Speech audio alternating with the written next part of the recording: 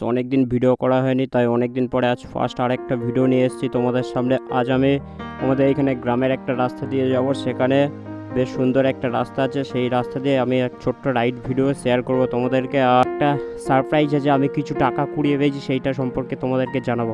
চলো এখন শুরু করে দিয়েছি, রাস্তা দিয়ে যাচ্ছি। আর প্রচণ্ড রোদ আছে, জানি না ভিডিও ফুটেজ কেমন আসবে।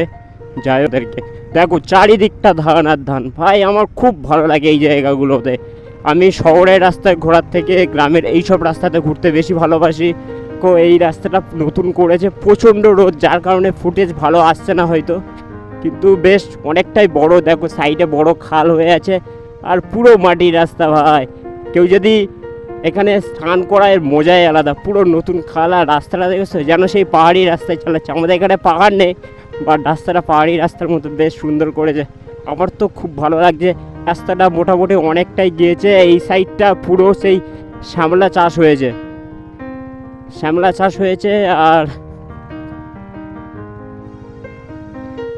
আর এপারটা পুরো খাল, এপারে গরু ঘাস খাচ্ছে। এটা বিকেলবেলা আসলে হয়তো অনেক ভালো।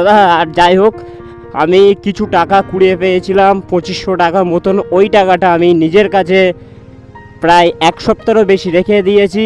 আর আমার বাড়ি যেখানে কুড়িয়ে পেয়েছি, আশেপাশে সবাইকে বলে দিয়েছি, কারোর টাকা যদি হয় ওনাকে আমাকে সঠিক টাকা কত টাকা হারিয়েছে বলতে বলবে। যদি বলে দেয় আমি টাকাটা তাকে দিয়ে দেবো।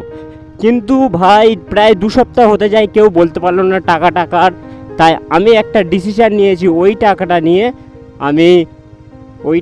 নিয়ে আমি সাধারণ মানুষদের খাইয়ে দেবো। যারা ভিখারি বা রাস্তায় থাকে তাদেরকে ওই টাকাটা আমি খাইয়ে দেবো।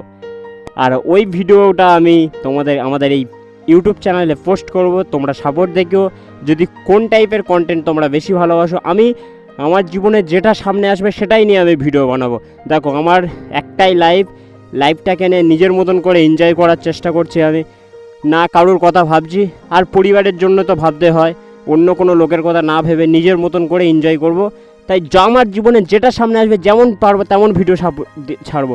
তোমরা শুধু সাপোর্ট করে যেও। যদি ভালো না লাগে আমাকে বলো কেমন টাইপের ভিডিও চাই। কিন্তু ভাই হাইপার রাইডের ভিডিও চেয়েও না। আমি প্রথম প্রচুর হাইপার রাইড করেছি জীবনে, অনেকবার রিস্ক থেকে ফিরে এসেছি, কিন্তু একবারও দুর্ঘটনা ঘটেনি।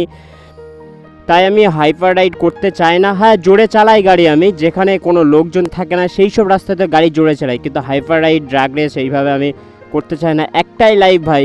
দেখো ভাই, জীবনে যদি একটা কোনো দিন ক্ষতি হয়ে যায়, সেই ক্ষতিপূরণ তুমি সারা জীবন দিয়ে পারবে না।